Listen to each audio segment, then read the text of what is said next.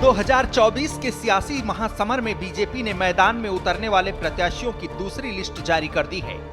BJP की तरफ से जारी की गई लिस्ट में उत्तराखंड के चुनावी मोर्चे पर उतरने वाले सभी महारथियों के नाम पर मुहर लग गई है। पार्टी ने 3 सीटों पर पहले ही नामों का ऐलान कर दिया था, तो वहीं अब हरिद्वार और गढ़वाल सीट पर अनिल बलूनी और त्रिवेंद्र सिंह रावत को उतारकर कई दिनों से चले आ रहे सस्पेंस पर न सिर्फ विराम लगा दिया है, बल्कि कई सियासी दिग्गजों का पत्ता भी काट दिया है। बीजेपी की तरफ से जारी की गई पहली लिस्ट में उत्तराखंड की 5 में से 3 सीटों पर नामों की घोषणा कर दी गई, जबकि गढ़वाल और हरिद्वार सीट होल्ड कर दी गई थी। इन दोनों सीटों पर टिकट होल्ड किए जाने के बाद कई सियासी दिग्गजों की धड़कनें बढ़ी थीं।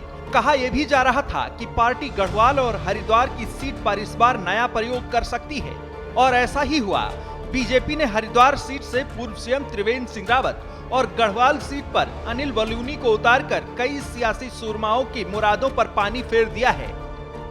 उत्तराखंड की 5 सीटों पर सियासी जंग के लिए पार्टी ने पहली लिस्ट में टिहरी गढ़वाल सीट से माला राज लक्ष्मी शाह, नैनीताल सीट से अजय भट्ट और अल्मोड़ा सीट से अजय टम्टा का नाम फाइनल कर दिया था। गढ़वाल सीट पर उतारे गए अनिल बलूनी पीएम मोदी के करीबी माने जाते हैं, जबकि जातीय गणित का फायदा प्रदेश के पूर्व मुख्यमंत्री त्रिवेंद्र सिंह रावत को मिला। पार्टी ने गढ़वाल सीट पर ब्राह्मण चेहरे को उतारने के बाद हरिद्वार से ठाकुर प्रत्याशी को उतारकर जातीय समीकरण को बैलेंस किया है। बीजेपी की पहली लिस्ट में टिकट होल्ड किए जाने के बाद हरिद्वार से सांसद रमेश पोखरियाल निशंक के टिकट पर संकट माना जा रहा था, जो हुआ भी। इसी के साथ प्रदेश के पूर्व सीएम तीरथ सिंह रावत भी खाली हाथ रह गए। हरिद्वार से मौजूदा सांसद रमेश पोखरियाल निशंक का पार्टी ने टिकट काट दिया है। वहीं बीजेपी ने गढ़वाल सीट से अनिल बलूनी को मैदान में उतारा है। अनिल बलूनी गृह मंत्री अमित शाह और पीएम मोदी के खास माने जाते हैं।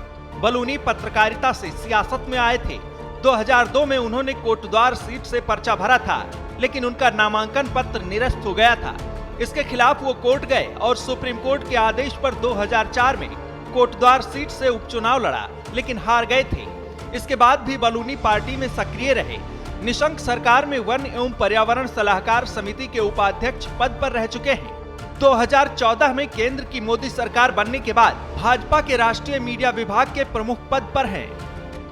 त्रिवेंद्र सिंह रावत के राजनीतिक सफर की बात करें तो रावत ने 1979 में सियासी गलियारों में एंट्री मारी थी। एक स्वयंसेवक के तौर पर साल 1981 में उन्होंने संघ के प्रचारक के रूप में काम करने का संकल्प लिया। 1985 में त्रिवेंद्र सिंह रावत देहरादून महानगर के प्रचारक बने। इसके बाद 1993 में वो भाजपा के क्षेत्रीय संगठन मंत्री बने। इस दौरान रावत पार्टी में अहम भूमिका में रहे। 2002, 2007 और 2017 में डोईवाला सीट से विधायक चुने जाने वाले त्रिवेंद्र सिंह रावत को 17 मार्च 2017 को प्रदेश का मुख्यमंत्री बनाया गया। साल 2021 तक त्रिवेंद्र सिंह रावत के हाथों में उत्तराखंड की कमान रही। देखिए, पहले तो मैं धन्यवाद करना चाहूंगा माननीय प्रधानमंत्री जी का, माननीय अध्यक्ष जी का, और प्रदेश के मुख्यमंत्री जी और तमाम हमारे जो महेंद्र भट्ट जी अध्यक्ष हैं। दूसरी बात, पार्टी ने मेरे ऊपर भरोसा जताया है। मैं पार्टी को विश्वास दिलाना चाहूंगा कि मैं आपकी अपेक्षाओं पर खरा उतरने का पूरा तरह प्रयास करूंगा और क्षेत्र के विकास के लिए भरपूर काम करूंगा।